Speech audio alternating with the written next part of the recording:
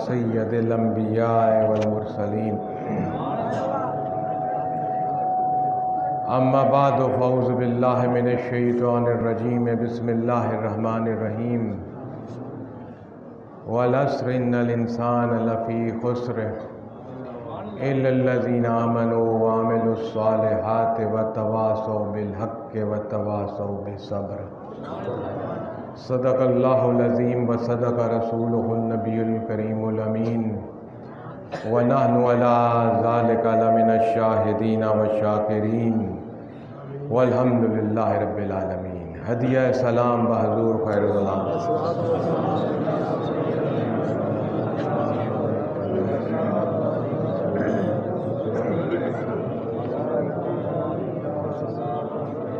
मुसलमान भाइयों और मेरे वीर भाइयों,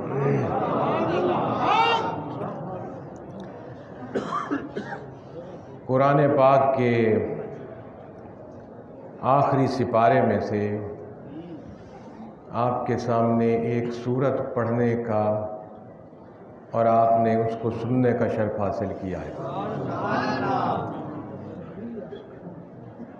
सूरह असर के नाम से मौसूम है और पहचानी जाती है ये सूरत। इंतसाई मुख्तसर से वक्त में इस सूरत का सहारा लेते हुए आपसे चंद गुज़ारिशात करना चाहूँगा।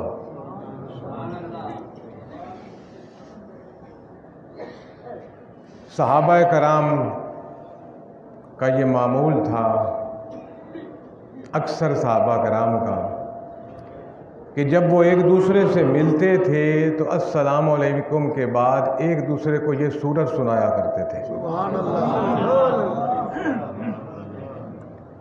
पूरा ही कुरान हिदायत और रहनुमाई है, लेकिन कुरान की सूरत सूरह असर, इसको अगर गौर से पढ़ लिया जाए और समझ लिया जाए और अमल कर लिया जाए तो बंदे की हिदायत के लिए यही सूरत काफ़ी है।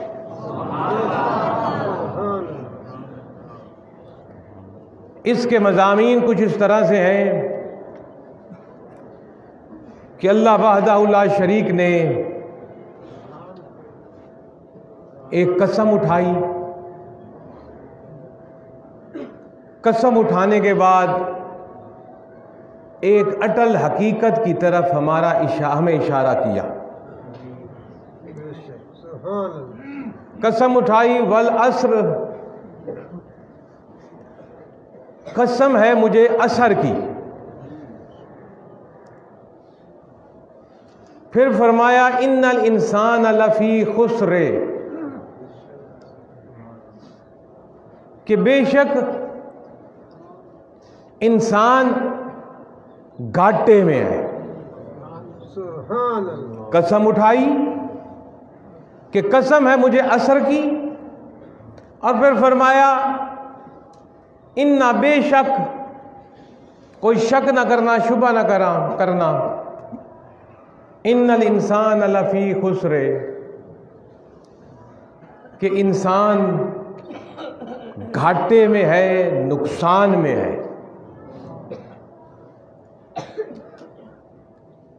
अब पहले थोड़ी सी बात करते हैं असर, कि रब ने जो कसम उठाई असर।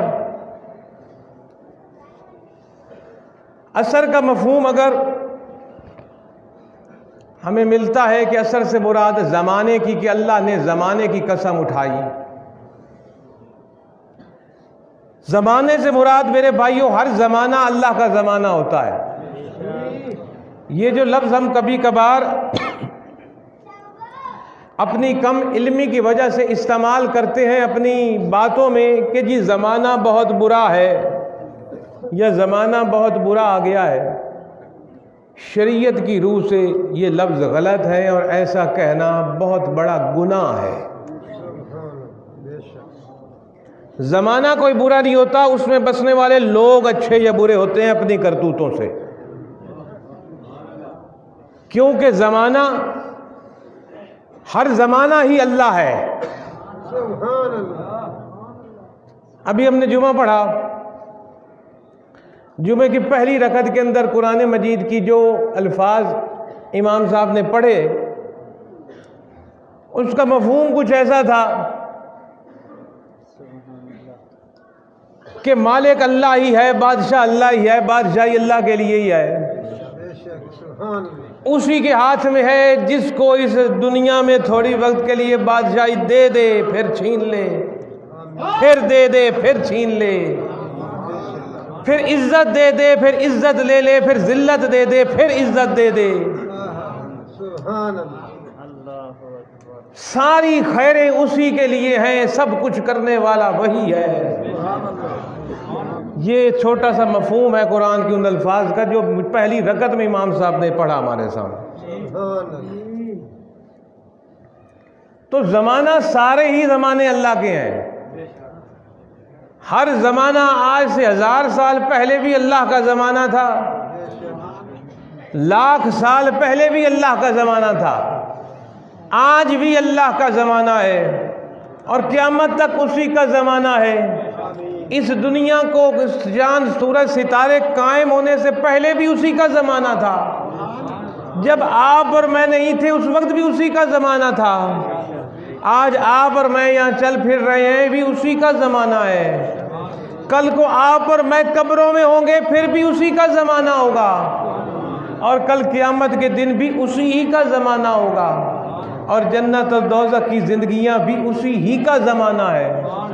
سارے زمانے اسی کے ہیں، کوئی زمانہ اچھا یا برا نہیں ہوتا، اس وقت میں اس دور میں گزرتے والے بندے اچھے یا برے ہوتے ہیں اپنے عملوں سے۔ اگر لوگ اچھے ہو جائیں، لوگ صالح ہو جائیں تو آپ کہیں گے جی بہت اچھا وقت ہے، اگر لوگ جھوٹے ہو جائیں، لوگ بدکردار ہو جائیں، لوگ ڈکیت ہو جائیں، لوگ زانی شرابی ہو جائیں، تو ہم یہ نہیں کہہ سکتے زمانہ برا ہے۔ بھائی زمانہ کا کیا قصور ہے، وہ تو اللہ نے قائم کیا ہے، لوگ برے ہو گئے ہیں، اللہ ان کو ہدایت دے اور وہ راہ راست پر ہیں۔ زمانے کو کبھی برا مت کہا کرو، کیونکہ زمانہ اللہ ہے۔ زمانہ کیا ہے؟ زمانہ اللہ ہے۔ اور آج آپ کہو کہ زمانہ خراب ہے، آپ تو اللہ کو نعوذ باللہ کہہ رہے ہو خراب ہے۔ اللہ نے کوئی زمانہ برا نہیں بنایا، اس نے ہر زمانہ اچھا ہی بنایا ہے، ہر وقت اچھا ہی بنایا ہے۔ یہ بندہ ہی ہے جو اپنے لیے اس وقت کو اچھا کر لے یا برا کر لے۔ اللہ کو کوئی شوق نہیں کہ ہمیں دوزخ میں پھینکے، وہ تو رحمان اور رحیم ہے۔ یہ بندہ ہی ہے جو اپنی نفس پر ظلم اور زیادتی کر کے اپنا مقدر دوزخ بناتا ہے، ورنہ بندہ ہی اگر اپنے آپ کو سدھار لے اور اس راہ پر، اس ڈگر پر چل پڑے جس پر چلنے کا اللہ نے کہا ہے، تو اس کو کیا شوق ہے ہمیں دوزخ میں پھینکنے کا، وہ تو جنت میں ہمیں لے جائے گا۔ تو رب نے فرمایا والعصر، مجھے قسم ہے زمانے کی کہ تم ہر وقت اور دور دیکھو، نگاہ دوڑاؤ پچھلے زمانوں پر، کدھر ہیں بادشاہ پچھلے وقتوں کے؟ یہ زمانے کی متفق اللہ نے فرمایا قسم ہے زمانے کی، دیکھو نگاہ دوڑاؤ زمانے پر، نگاہ دوڑاؤ ماضی پر۔ وہ بادشاہ جو اپنے آپ کو ذل الہی کہتے تھے کدھر ہیں آج؟ ان کے محل موجود ہیں عبرت کے لیے، رہنے والے وہ کوئی نہیں ہے اس میں رہے۔ کہاں ہیں ان کی شہزادیاں، اور کہاں ہیں ان کی ملکائیں، اور کہاں ہیں ان کے نوکر اور چاکر جو ان کے ایک اشارے پر کسی کو زندگی بخش دیتے تھے یا کسی کی گردن اڑا دیتے تھے؟ آج کہاں ہیں وہ بادشاہ جن کے کھانے کے لیے دسترخوانوں پر 100 قسم کے طرح طرح کے انواع کے کھانے سجائے جاتے تھے؟ آج کہاں ہیں وہ بادشاہ جو کہ سونے کے لباس زیب تن کر کے گھروں سے نکلا کرتے تھے؟ آج کہاں ہیں وہ بادشاہ کہ ان کی سواریوں کو دیکھ کر لوگوں کی جان نکل آیا کرتی تھی ان کے رعب اور دبدبے کے آگے؟ آج کہاں ہے وہ بادشاہ جنہوں نے ظلم کی داستانیں رقم کر دیں اور لاکھوں ہزاروں لوگوں کی گردنیں اڑا کر خون کی ندیاں بہا دیں؟ آج کہاں ہیں وہ بادشاہ جنہوں نے دنیا کے اندر جنتیں بنوائیں اپنے لیے اور محل اور باغات بنائے؟ آج کہاں ہیں وہ بادشاہ جن کے خزانوں کی کنجیاں سینکڑوں ہزاروں اونٹ لے کر چلا کرتے تھے؟ آج کہاں ہیں وہ سردار جو اپنی سرداریوں پر اکڑ اکڑ کر بیٹھتے تھے؟ آج کہاں ہیں وہ جرنیل جو اپنی فوجوں سے غریبوں کر ظلم اور زیادتیاں کیا کرتے تھے؟ آج کہاں گئے وہ لوگ سب؟ ان کے محل عبرت کے طور پر کھنڈر بن کر موجود ہیں، ان کی قبریں عبرت کا نظارہ پیش کر رہی ہیں۔ آؤ دیکھو یہ 6 فٹ کی تھی ان کی جاگیر جس پر یہ کرتے تھے، پھڑکتے تھے، آج کدھر ہیں ان کی جاگیریں؟ آج کدھر ہیں ان کی بادشاہیاں؟ آج کدھر ہیں ان کی چودراہٹیں اور سرداریاں؟ آج کدھر ہیں ان کے خزانے؟ آج کدھر ہیں ان کی فوجیں؟ آج کدھر ہیں ان کی عزتیں؟ آج کدھر ہیں ان کے اشارے پر جان لینے اور جان دینے والے ان کے پیروکار؟ رب نے فرمایا ہے قسم ہے اس زمانے کی، دیکھو تو صحیح اس زمانے کو، آج کہیں یہ نظر آ رہے ہیں؟ سبحان اللہ، سبحان اللہ۔ اور کل کو آپ اور میں بھی نظر نہیں آئیں گے، اور کل کو آج تختوں پر بیٹھنے والے بھی نظر نہیں آئیں گے، آج افسروں اور ججوں کی کرسیوں پر بیٹھنے والے بھی کل نظر نہیں آئیں گے، آج اپنے پیچھے پروٹوکول لے کر گھومنے والے بھی کہیں نظر نہیں آئیں گے کل کو۔ سب کی منزل نصیب ہو نہ ہو، کفن کا کپڑا اور 6 فٹ کی قبر ہے، اس کے آگے کچھ نہیں ہے۔ اس نے خالق کائنات نے فرمایا والعصر، نگاہ دوڑا اور دیکھ زمانے کی، اس زمانے کی میں قسم اٹھاتا ہوں، ان الانسان لفی خسر۔ اب اس پیمانے پر آ، اور میں جو کہہ رہا ہوں بے شک انسان خسارے میں ہے۔ اب دیکھ کدھر ہیں محلوں والے، فوجوں والے، کدھر ہیں بادشاہیوں والے؟ کون سی کامیابیاں لپیٹ لی انہوں نے؟ کون سے قلعے پور لیے؟ کون سے جناب انہوں نے یہاں جاگیریں بنا لیں؟ میں رب کہہ رہا ہوں سارے خسارے میں ہیں، زمین کے نیچے ہیں، کسی شے کے مالک نہیں ہیں۔ ان الانسان لفی خسر، کہ انسان گھاٹے میں ہے۔ جو ان بادشاہیوں کو تکتا رہا، جو دولت کو دیکھتا رہا، جو شہرت کو دیکھتا رہا، جو منصبوں کو دیکھتا رہا، جو ان دنیوی زیب و زینت کو دیکھتا رہا، جو کچھ بھی نہیں تھا اس کا اور کچھ نہ رہا، دیکھ یہ سب خسارے میں۔ اس کے بعد پھر ایک سوال اٹھتا، الہی جب سارے انسان خسارے میں تیرے ہیں اور تو نے کہہ دیا ان الانسان، کہ انسان خسارے میں ہے، تو اب ولی بھی تو انسان ہے، سبحان اللہ، پیر بھی تو انسان ہے، کتب بھی انسان ہے، ابدال بھی انسان ہے، غوث بھی انسان ہے، نبی بھی انسان ہے، رسول بھی انسان ہے۔ تو الہی کیا یہ سب جب تو نے فرما دیا کہ انسان خسارے میں، تو پھر یہ جن لوگوں کی میں نے فہرست پیش کی کیا یہ بھی خسارے میں؟ رب العزت نے فرمایا سورت اگلی پوری تو پڑھو، سبحان اللہ، اگلے لفظوں پر تو آؤ، کیونکہ کسی بھی کتاب کو درمیان سے ایک لفظ پڑھ لیا جائے تو سمجھ نہیں آتی۔ یہ قرآن ہی ہے جس کو بغیر سوچے سمجھے کبھی ہم اوپر سے پڑھتے ہیں، کبھی پیچھے سے پڑھتے ہیں، کبھی بیچ میں سے پڑھتے ہیں۔ کبھی کوئی کتاب ایسی پڑھی آپ نے، لیکن اس کی عظمت دیکھو، کبھی کوئی آگے سے ایک سورت پڑھ رہا ہے، ایک آخری سپارے میں پڑھتا ہے، کوئی پہلے سپارے میں پڑھتا ہے، کوئی درمیان میں پڑھتا ہے۔ لیکن اگر قرآن کو سمجھنا ہے تو پھر پورے کو سمجھنا پڑے گا اور پڑھنا پڑے گا۔ اللہ نے فرمایا اگلے لفظ تو پڑھو۔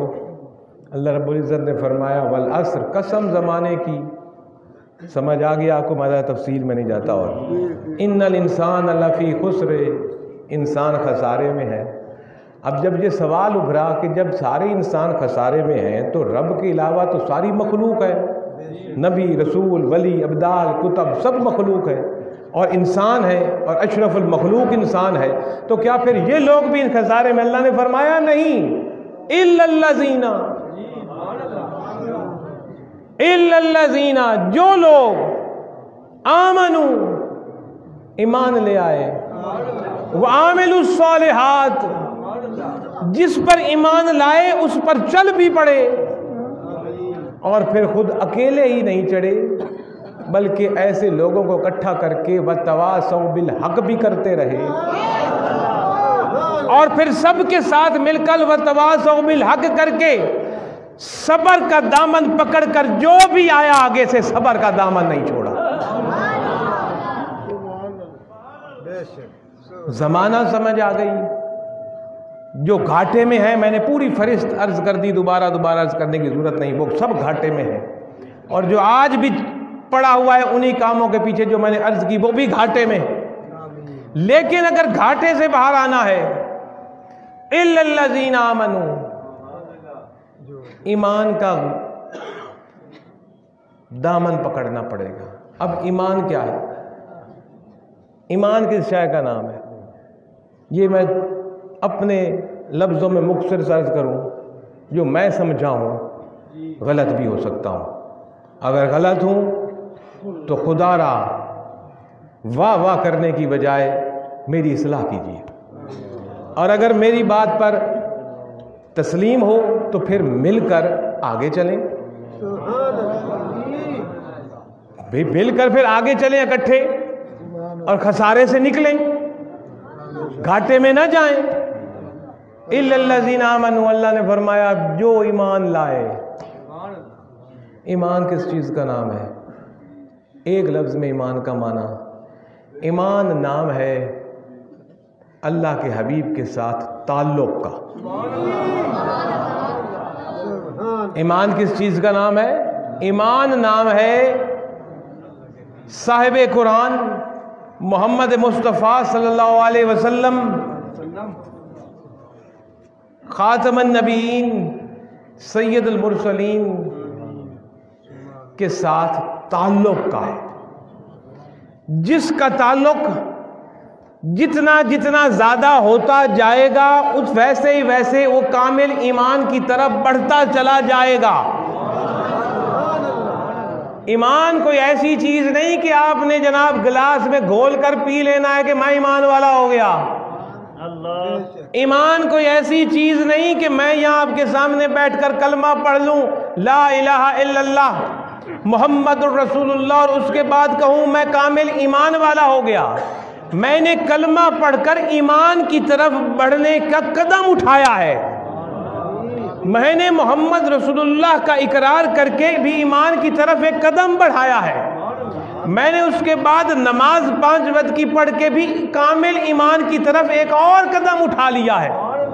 फिर मैंने रमज़ान के रोज़े रख के कामिल ईमान की तरफ एक और कदम बढ़ा लिया है। फिर मैंने ज़कात और हज को अदा करके कामिल ईमान की तरफ एक और कदम बढ़ा लिया है। फिर मैंने सच्चाई को इख्तियार करके एक और कदम ईमान की तरफ बढ़ा लिया है। फिर मैंने हलाल खाकर, बड़ों का अदब करके, छोटों पर शफकत करके एक और कदम बढ़ाया ईमान की तरफ।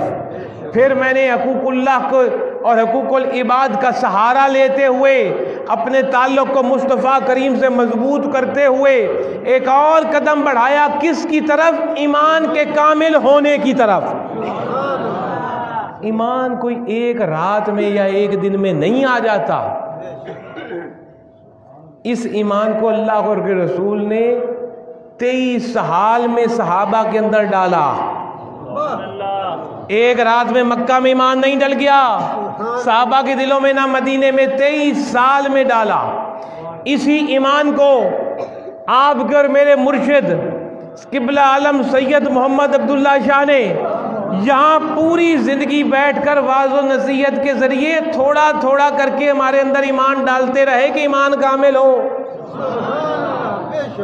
ایمان نام ہے اللہ کے رسول سے تعلق کا.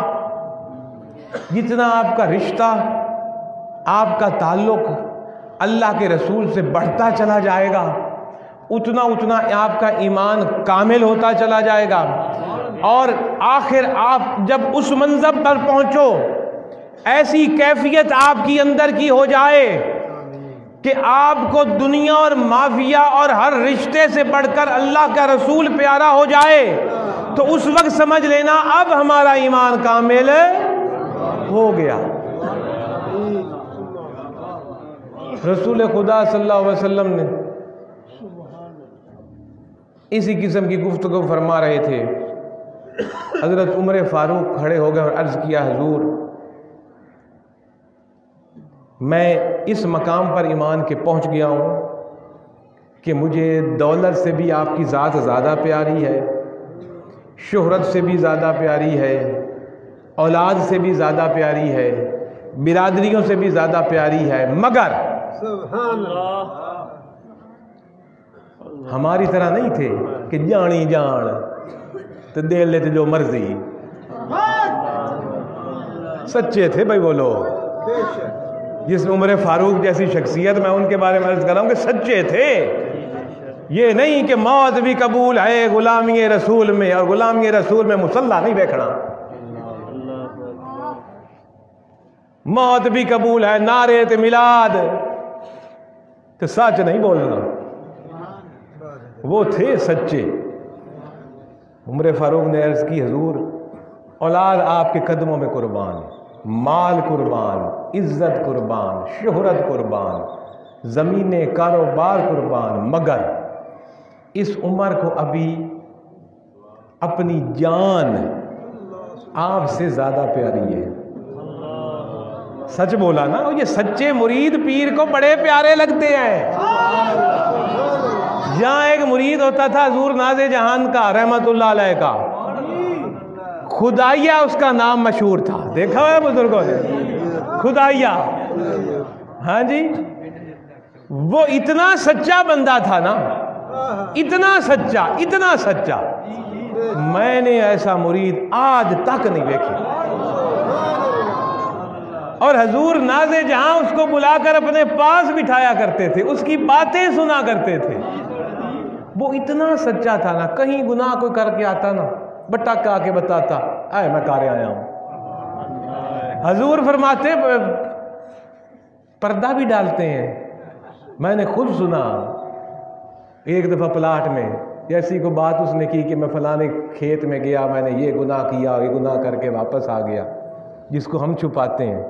تو حضور ناز جہاں نے فرمایا خدائیہ کو پردہ تو رکھیا کر. اس نے آگے سے کہا، حضور کن دے گوں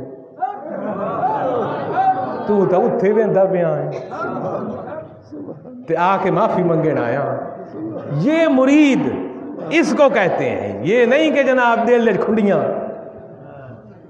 تو جناب عمر فاروق جیسی شخصیت کہ جان سے علاوہ باقی ہر چیز حضور قربان ہے. حضور نبی پاک نے اپنی انگلیاں مبارک انگلیوں کو اٹھایا اور یہاں عمر فاروق کے رکھا اور فرمایا، جب تک اس جان سے بڑھ کر میں پیارا نہ ہو جاؤں ایمان کامل نہیں. اتنا حضور کی وہاں اپنی انگلی مبارک رکھنا تھی. جیسے ہی آپ نے انگلی مبارک اٹھائی تو عمر فاروق نے فوراً عرض کی، سرکار آپ کے اس دست مبارک کے لگنا اور انگلیوں کے لگنے کی برکت سے اب یہ جان بھی عمر کی تیرے تو باری.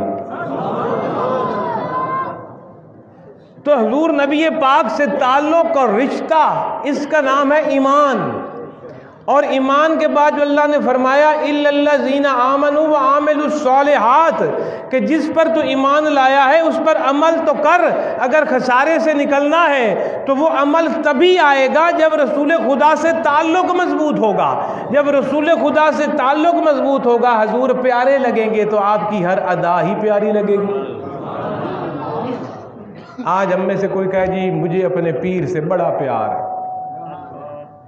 میں تو تب مانوں پیر مسلح پہ اور مرید مسلح پر نہ ہو 5 ٹائم کیا پیر. پیر سچ بولے، پیر سخاوت کرے، پیر حج کرے، پیر اور طرح طرح کے وہ عمل کرے جو اللہ اس کے رسول نے فرمایا، اور مرید کا منہ دوسری طرف اور کہے مجھے پیر سے پیار ہے، میں تو نہیں مانتا، آپ مان رہے ہو۔ عمل تب آئے گا جب ہمیں کامل محبت آئے گی، اور کامل محبت لوگوں نے ہمارے سامنے دکھائی۔ ایک صحابی تھے، سواری پر جا رہے تھے، ایک جگہ پر سواری روکی، اترے، تھوڑا سا مسکرائے، پھر سواری پر چڑھ کر آگے۔ ساتھ والے شخص نے پوچھا یہ کیا جماعت جناب والا، یہ کیا آپ نے ایسا کیا کیا؟ انہوں نے کہا ایک دفعہ ہم یہاں سے اپنے پیر کے ساتھ گزرے تھے، محمد کریم صلی اللہ علیہ وسلم کے ساتھ، میرے پیر نے یہاں سواری روکی، اترے، مسکرائے، پھر سواری پر بیٹھے، میں نے تو پیر کی ادا اختیار کی۔ اب جو اتنی چھوٹی چھوٹی ادائیں اختیار کرنے والے مرید تھے، وہ کیا ایسی ادا بھی چھوڑ سکتے تھے جس کو حضور نے فرمایا کرو، پڑھو 5 وقت کی نماز، حلال کھاؤ؟ میرے بھائیو، عمل تب آئے گا ایک مرید کا جب اس کا پیر اسے پیارا لگے گا، اور اس کا پیر اور رسول پیارا لگنے کی دلیل یہ ہوگی کہ جیسا پیر نے کیا، جیسے رسول نے کیا، مرید بھی ویسا ہی کرے۔ اور اسی لیے میں نے عرض کیا، نہ بندہ مرید ایک دن میں بن سکتا ہے، نہ ایمان کامل ایک دن میں کر سکتا ہے۔ کامل مرید بھی بندہ وقت کا وقت آہستہ آہستہ بنے گا، جیسے جیسے پیر کی صحبت میں بیٹھتا رہے گا، آتا جاتا رہے گا، سنتا سناتا رہے گا، کوئی نئی بات سنے گا، پھر چلے گا، پھر سنے گا، پھر چلے گا، آہستہ آہستہ اس کے اندر وہ ایمان بھی کامل ہوتا چلا جائے گا، آہستہ آہستہ وہ مرید بھی کامل ہوتا چلا جائے گا۔ اس لیے تعلق اپنا اللہ کے رسول کے ساتھ مضبوط کرو، اپنے مرشد کے ساتھ مضبوط کرو، اگر ہم نے خسارے سے باہر نکل کر عمل کرنا ہے۔ رسول اللہ صلی اللہ علیہ وسلم نے فرمایا، بات کر کے آپ سے اجازت، کہ 4 قسم کے لوگ ایسے ہیں، لوگوں میں 4 قسم کے لوگ ایسے ہیں جو سیدھے جنتی ہیں، جو سیدھے جنتی ہیں۔ عمر فاروق کو حضور نے فرمایا کہ سیدھے جنتی ہیں۔ پہلی وہ عورت جس نے اپنی تمام محبتوں کا مرکز اپنے شوہر خامد کو بنا لیا۔ اللہ کے رسول نے فرمایا سیدھی جنت اور اس کے درمیان کوئی چیز حائل نہیں ہو سکتی۔ جس کا شوہر ایسی حالت میں دنیا سے جائے کہ اپنی بیوی سے راضی ہو، یا بیوی اس حالت میں دنیا سے جائے کہ اس کا شوہر اس سے راضی ہو، اور اس عورت نے اپنی تمام محبتوں کا مرکز اپنے شوہر کو بنا لیا ہو، اللہ کے رسول نے فرمایا جنت اور اس کے درمیان نہ کوئی کات نہ کوئی دروازہ۔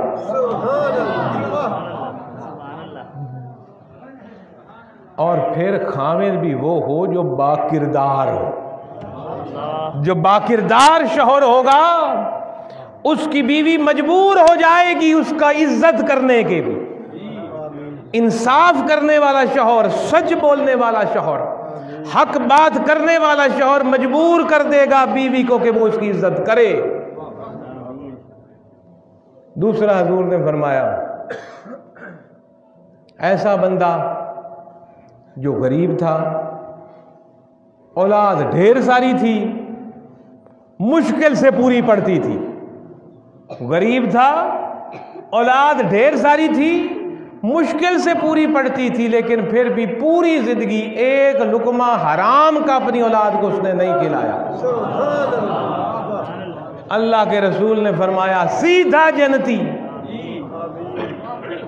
تیسرا اللہ کے رسول صلی اللہ علیہ وسلم نے فرمایا وہ بندہ جو پوری زندگی اپنے ماں باپ کا ادب کرتا رہا، اپنے ماں باپ کی تعظیم کرتا رہا، اپنے ماں باپ کی آنکھوں کی ٹھنڈک بنتا رہا، ان کی خدمت کرتا رہا، اللہ کے رسول نے فرمایا کوئی دیوار نہیں جو اس کو جنت کے درمیان آئے۔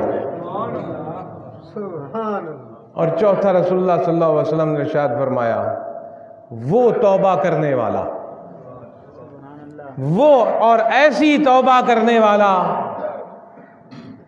کہ جس کام سے توبہ کی ہے اس کی طرف واپس نہ پلٹے، ایسے جیسے کہ جانور کے تھنوں سے نکلا ہوا دودھ واپس نہیں جاتا۔ جانور کے تھن سے نکلا ہوا دودھ جو برتن میں آ جائے کبھی واپس جاتا آپ نے دیکھا؟ اللہ کے حبیب نے فرمایا جو ایسی توبہ کرے کہ جس گناہ سے ہٹ گیا ہے واپس نہ جائے، جیسے کہ دودھ تھنوں میں واپس نہیں جاتا، اس کے اور جنت کے درمیان کوئی شے نہیں ہے۔ میرے بھائیو، بزرگوں، مسلمانوں، پیر بھائیوں، اپنا تعلق اللہ کے رسول سے مضبوط کرو، مضبوط تر کرو۔ اللہ کے رسول سے تعلق مضبوط کرنے کے لیے اپنے مرشد کامل سے تعلق مضبوط کر، اور اپنی منزل بنا کہ میں نے کامل مرید بننا ہے، کامل ایمان والا بننا ہے۔